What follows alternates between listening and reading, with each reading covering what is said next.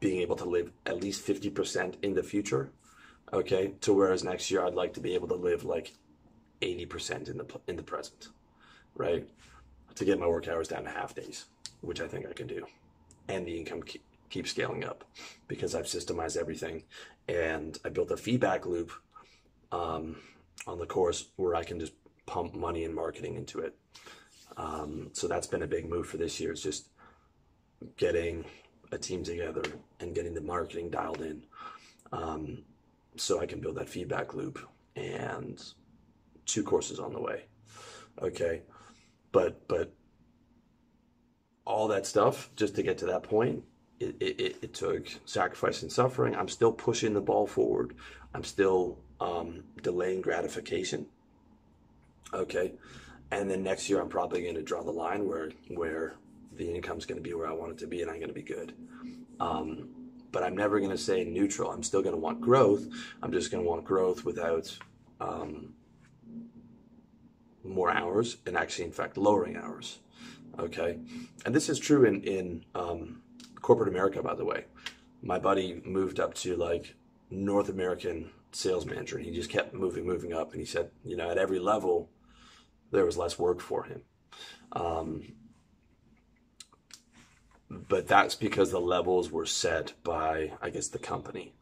Okay, you can continue to have the same amount of pain at each level, but that depends. You know, if you want to be an 8-figure business, $100 million business, $1 billion business, you can keep pushing through that suffering.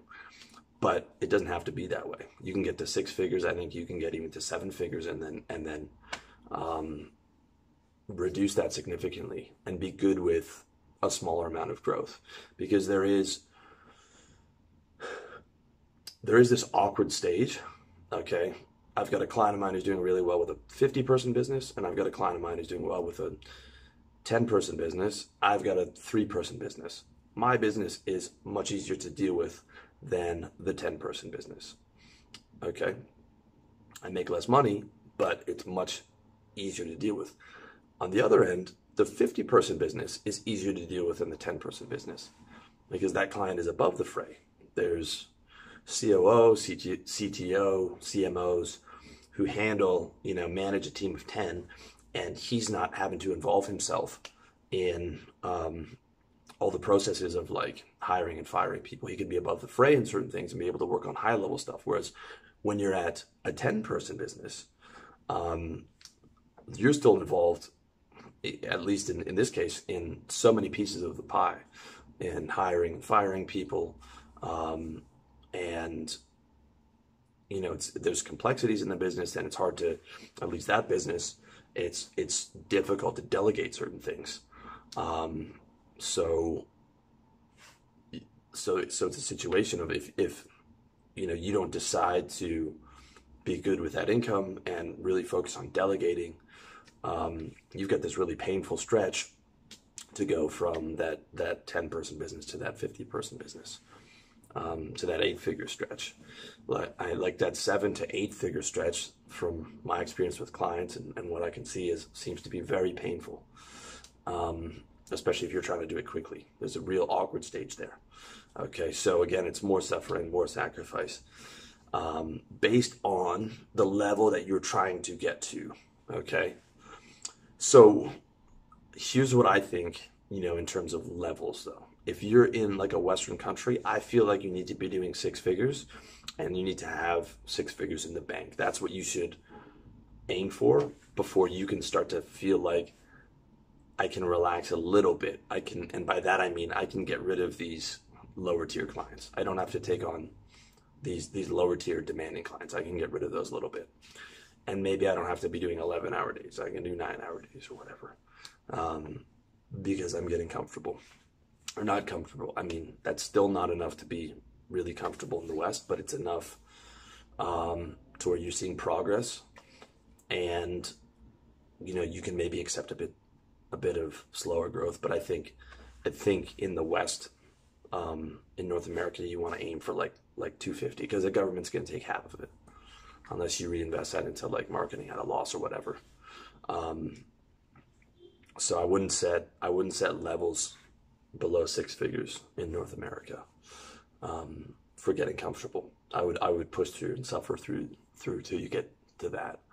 You know, if you're in Asia or whatever, you know, you can be comfortable on like, you know, $6 grand a month. But I still would press on, because you want to not be stuck in Asia. Okay, you want to be able to travel.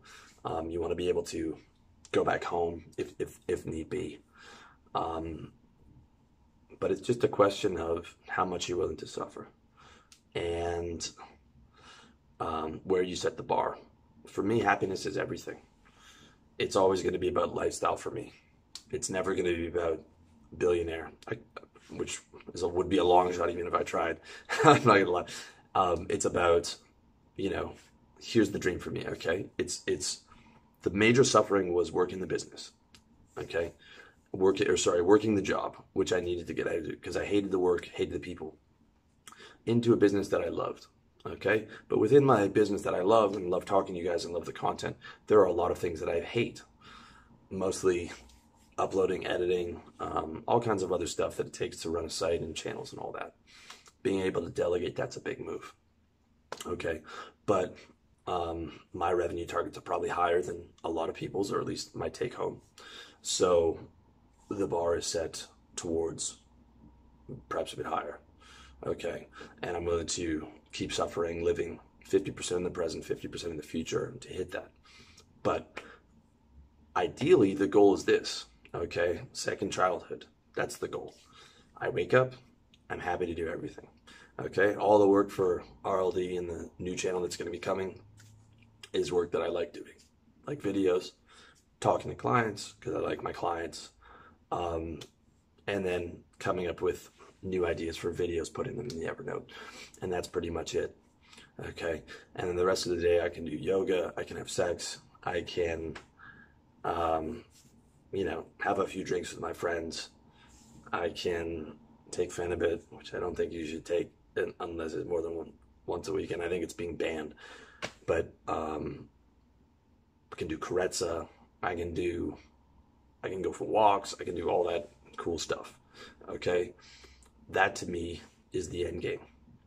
For you, the end game might be a $100 million business. I don't know.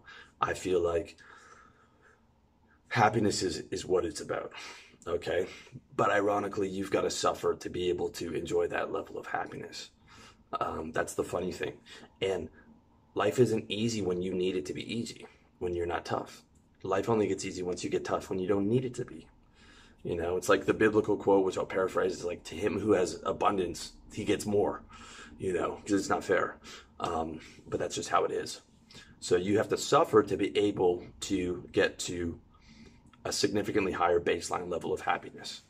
You know, getting out of the job, you know, getting to business, scaling up to those levels, making those mistakes, is suffering, man, but it has to be done, okay?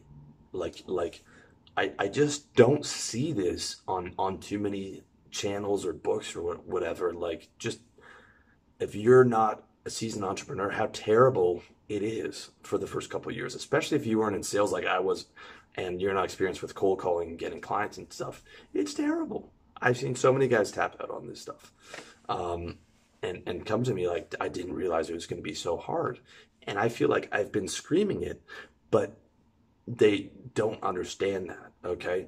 So you really, really have to be coming from, it's like, it's not confidence. Like, a lot of people think it's confidence that's going to be able to get the person to become a successful entrepreneur. It's pain. You have to be coming from something that's really painful, you know, like your fourth job or whatever, and you're like, never again, right?